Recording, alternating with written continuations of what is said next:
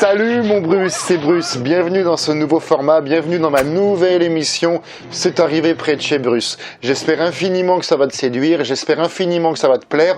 S'il te plaît, fais-moi des retours en zone commentaire. Bienvenue dans ce numéro 1 de C'est arrivé près de chez Bruce. Sans plus attendre, nous allons inaugurer ce premier numéro de C'est arrivé près de chez Bruce avec l'inénarrable, et j'en parle dans mon dernier livre, l'inénarrable, les 6 épreuves de la mort, c'est-à-dire en titre original The Hunter Game of Death. Tout commence alors en 1978 où une boîte de production coréenne met en branle le tournage de Hunter The Game of Death. Certainement corroborant avec la sortie, pareil, la même année en 1978 de The Game of Death, complémenté de scènes réalisées par le réalisateur américain Robert Clouse qui avait déjà collaboré avec le Bruce original sur Hunter the Dragon, Opération Dragon. Les 6 épreuves de la mort sortiront alors en 1978 en Corée, mais sortira partout ailleurs dans le monde au début des années 80. Considéré comme le meilleur de Bruce Lee, Hunter the Game of Death combine la classique rivalité chino-japonaise héritée de Fist of Fury, c'est-à-dire la fureur de vaincre, et de quelques éléments d'Opération Dragon, Hunter the Dragon, je t'en parlais plus tôt, et de l'ascension de la pagode abritant de redoutables combattants à la perruque synthétique et pailleuse.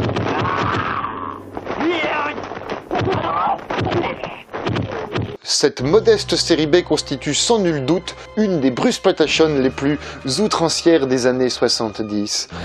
Paradoxalement, cette absence totale de retenue et de complexe lui confère un charme indéniable et fait de ce film l'une des plus belles réussites du genre des années 70. Sans contexte, le meilleur des Bruce Lee, voire le meilleur des films de Bruceploitation qui reprend un à un tous les codes les plus outranciers du genre, mais je vais y revenir un petit peu plus tard. L'intrigue basique se situe durant l'occupation chino-japonaise. Han, alias Bruce Lee, est un jeune expert en arts martiaux chinois, dont la sœur fut jadis violée par un bandit nippon. Aujourd'hui, Han vivote tranquillement quand il ne se fait pas attaquer le plus injustement du monde par une horde de Japonais armés de sabres, bien sûr.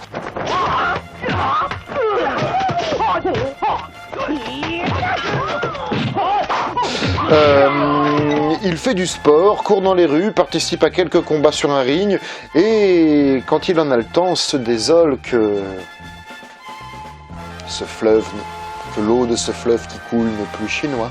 Le fleuve continue de couler, mais son eau n'appartient plus aux Chinois. C'est beau, c'est frais, c'est quoi? C'est chinois, hein. Après cet intermède philosophique, Han se voit recruté par une organisation secrète chinoise qui souhaite récupérer un important document situé tout en haut d'une pagode, sais-tu. Mais cette dernière est défendue par 6 combattants d'élite. Alors au départ, Han refuse la mission, mais une jeune demoiselle, vague sosie à peu près de sa sœur décédée, titille sa fibre patriotique, voire peut-être autre chose, mais ça ne regarde que Bruce, tu sais. Pourquoi? Qui croyez-vous que j'étais? Ma sœur qui, en fuyant devant les Japonais, est morte. C'est affreux ce qui est arrivé. Oui, elle a été assassinée. Par un Japonais. Et notre héros s'en va en guerre, seul défier les 6 maîtres armés de son seul courage, dans une exceptionnelle capacité de combattant.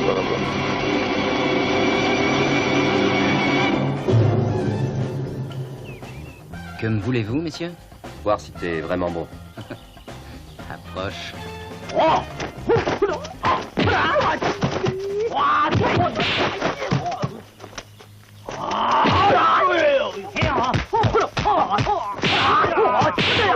Les 6 épreuves de la mort débutent comme souvent sur un générique sur fond rougeâtre qui permet à Bruce Lee de démontrer ses aptitudes martiales en cassant la figure à quelques plaques de bois, à quelques sacs et à quelques jarres évidemment suspendues, voire sempiternellement probablement pré-truquées. C'est d'ailleurs un grand classique de la Bruceploitation. On peut retrouver ce type de concept notamment entre autres avec le même Bruce Lee dans Bruce King of Kung Fu. Et c'est d'ailleurs presque tout l'intérêt des films. Et donc voilà, cette démonstration de force qui ouvre le film pour susciter notre intérêt à poursuivre le visionnage. Et puis après tout, nous sommes en 1978, voire au début des années 80, et j'ai payé mon billet, croyant voir le vrai Bruce Lee. Et bon, alors je vais quand même rester, et puis le mec pète des jarres, alors du coup je vais quand même rester. Alors, le film reprend sans le moindre honte le scénario original de Bruce Lee, Le jeu de la mort, mais débarrassé toutefois de toute la dimension philosophique, on n'en est pas là pour déconner. Le réalisateur Joseph Velasco, qui s'appelle Velasco quand il tourne aux Philippines, ou Joseph Kong quand il tourne à Hong Kong, peut donc ici nous livrer une version de l'intrigue, une suite qui n'est ni plus ni moins une suite de bastons, voilà, d'une pagode, voilà. Bruce Lee, bien décidé à récupérer ce document caché au sommet de cette tour, évolue d'un étage à l'autre, d'un pas peinard, tranquillement, presque en sifflotant, hein, pour combattre des adversaires de plus en plus coriaces qui sont sur son passage. Rien n'arrêtera la marche de la justice qui est en marche, justement, je te le disais plus tôt. La première bobine du film, quant à elle, se limite à quelques banales escarmouches motivées par une poussive intrigue d'espionnite, et un gros morceau du métrage se concentre sur la progression de Bruce dans les différents étages de la pagode et dans les jardins tout autour d'un temple. Donc ces 30 minutes d'action non-stop permettent à l'acteur de briller face à 6 guerriers ayant chacun leur spécialité. Le premier semble venir des moines de Shaolin et utilise des billes d'acier, plus ou moins caoutchouteuses.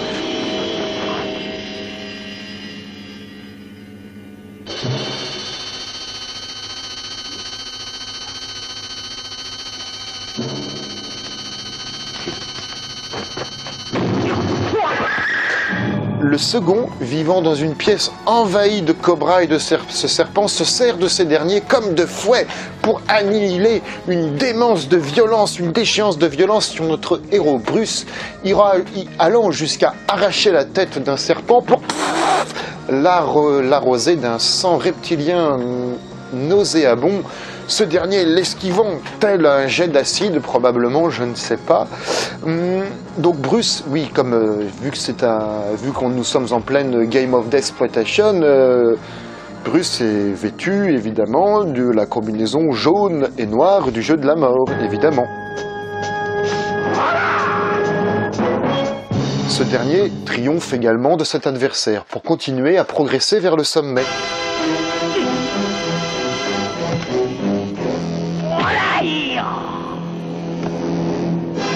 Il défie ensuite un adepte du nunchaku campé par le jeune comédien Chung Link, grimé d'une perruque et d'une moustache blanche.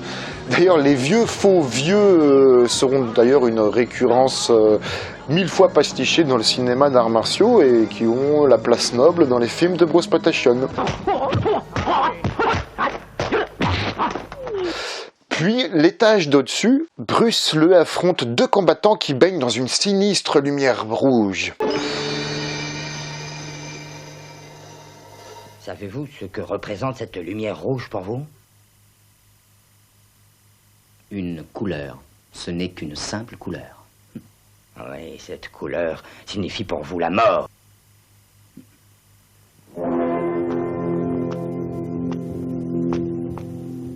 Si ce que vous dites est vrai, il est sous la lumière.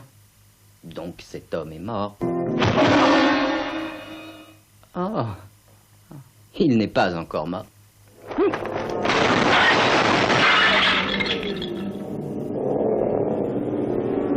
Ce grand moment de dialogue se poursuit par un duel martial très sympathique que l'on pourrait donc finalement traduire de handicap match, où il se retrouve à 2 contre 1.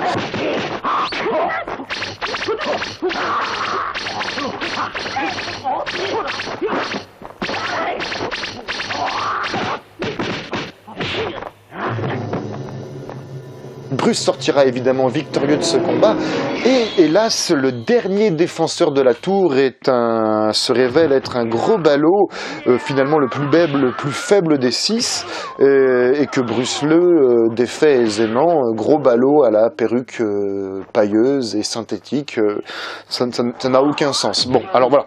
Alors néanmoins, notre petit dragon de substitution n'en a pas encore terminé, poursuivant ses combats hors de la pagode, sur une pâture de gazon frais qui appartient probablement au producteur du film, hein, puisque nous sommes en Corée. En effet, Bruce Lee, quand il ne se bat pas, il courroute, il parcouroute comme ça à travers la forêt, à travers les chemins, tranquillement, d'un pas peinard, jusqu'à ce qu'il y ait un nouveau flot d'assaillants. Heureusement pour nous, parce que sinon on s'ennuierait. Hein. Jusqu'à un nouveau flot d'assaillants, il se bagarre. Hop, un petit paquet de... donc il l'attaque comme dans un jeu vidéo finalement. Il se bagarre, pof, il s'en débarrasse, il recourroute. Hop, un petit flot d'assaillants. Il leur casse la figure, il se bagarrouille. Hop, il repart. Un nouveau petit flot. Voilà, donc cela dit, comme des jeux vidéo, je te le disais, parce que ils sont sensiblement un peu étourdis. Il n'y en a pas un qui pense à prendre un revolver pour se débarrasser du King of the Kung Fu. Oui, les 6 épreuves de la mort étant aussi appelées Bruce King of Kung Fu. Voilà. Et c'est d'ailleurs l'une des principales caractéristiques de la Bruce Patation, c'est-à-dire que bien que Bruce Lee aura fait l'effort de prendre soin d'avoir une similitude du corporesque du modèle original, toutes les attitudes, les codes, les griffes, le pif, tout ça, les attitudes de Jeet Kune Do, les frappes fermes et sèches, tout ça, sempiternellement, et c'est donc ce que je te disais, une marque de fabrique propre à la Bruce Patation, systématiquement, tel un jeu vidéo, les mecs reviennent toujours à l'action, sempiternellement, à vraiment comme si à nous faire croire que finalement les frappes de Bruce Lee n'étaient pas efficaces, contrairement à celles de Bruce Lee par exemple.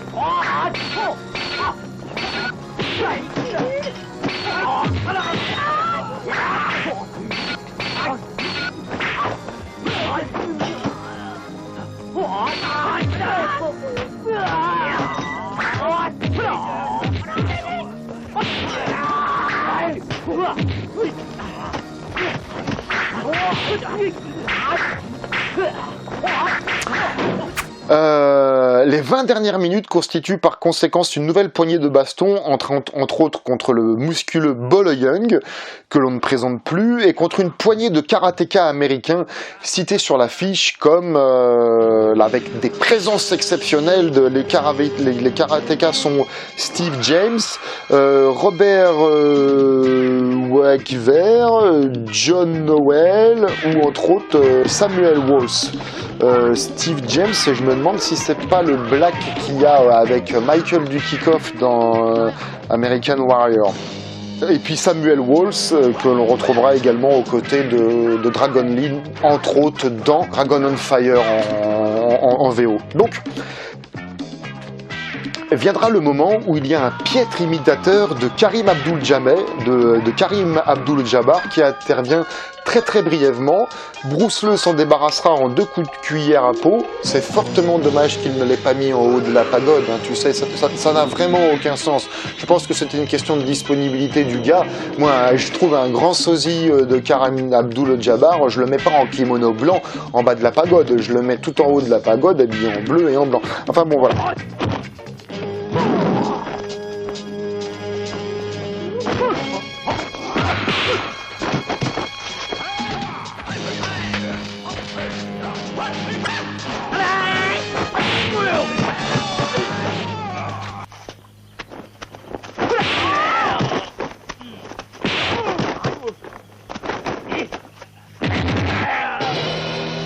Finalement, mis bout à bout, les combats totalisent près de 3/4 d'heure de métrage et occupent donc plus de la moitié du temps de projection de ce film. Effectivement, avec pas moins de 28 combats dans le film, pour une durée de projection de 43 minutes et 20 secondes. Bien sûr, la réalisation assurée par notre ami Joseph Kong assure le minima syndical, et le scénario tient en une ligne, agrémenté de vagues répliques flattant le nationalisme chinois. Acceptez-vous de remplir cette mission pour sauver la Chine? Oui, j'accepte. Donc le Taïwanais Joseph Kong, je t'en parlais tout à l'heure, est un collaborateur coutumier de notre ami Bruce Lee, qui a réalisé entre autres The Return of Bruce.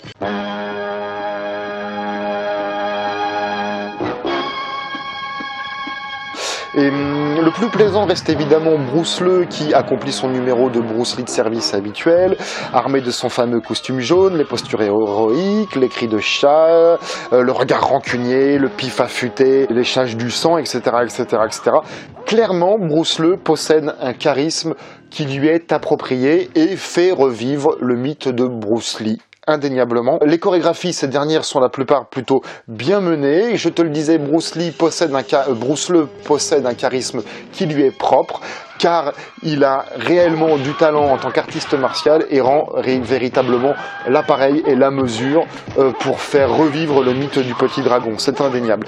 Ce jeune homme est brillant. Je sens qu'il a tout pour devenir une star aux États-Unis, nous dit Roy Winnick, le producteur tout puissant des films de télé de Best Film and Video Corps.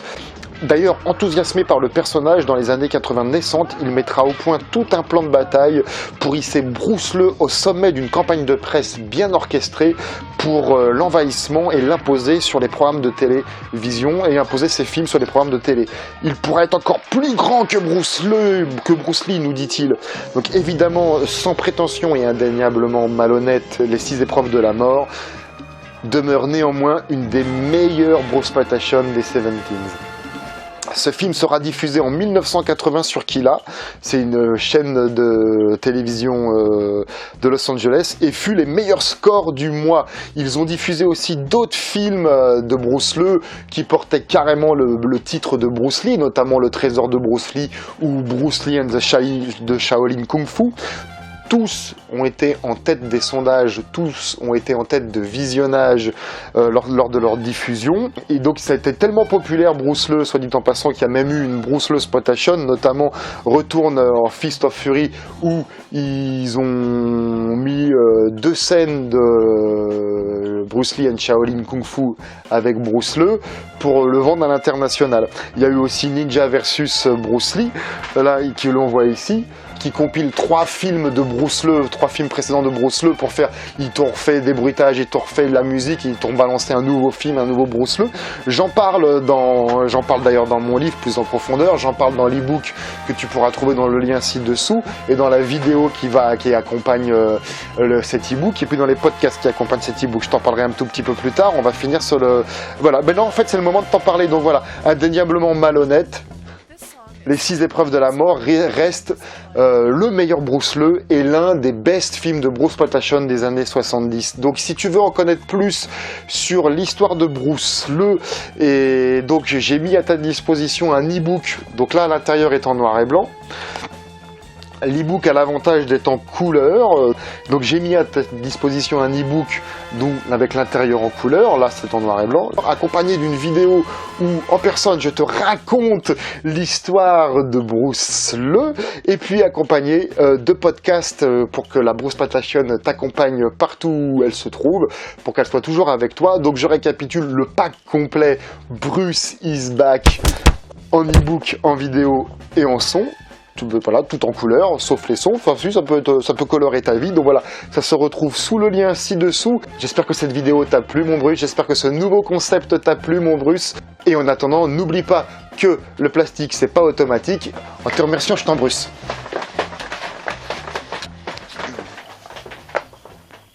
Au revoir.